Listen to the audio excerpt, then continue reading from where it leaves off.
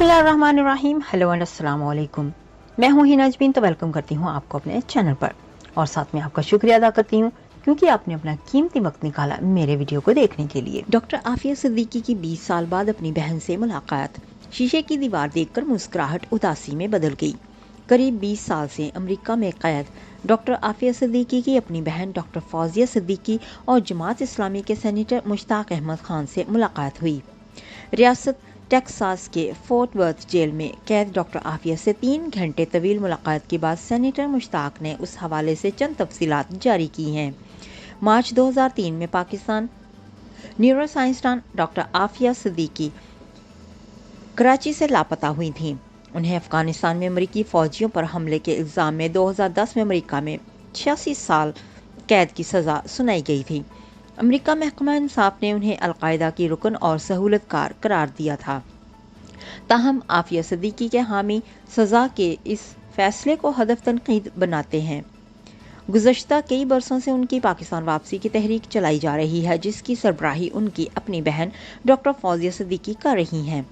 ताहाल अमरीकी हुक्काम या पाकिस्तानी दफ्तर खारजा ने इस मुलाकात से मुतल्लिक कोई बयान जारी नहीं किया है। डॉक्टर आफिया से उनकी बहन की कल 2 मुलाकातें हुई, जिनमें से पहली मुलाकात वो तन्हा थी, जबकि दूसरी मुलाकात में उनके साथ उनके वकील और जमात इस्लामी के सेनेटर मुश्ताक अहमद खान भी मौजूद थे।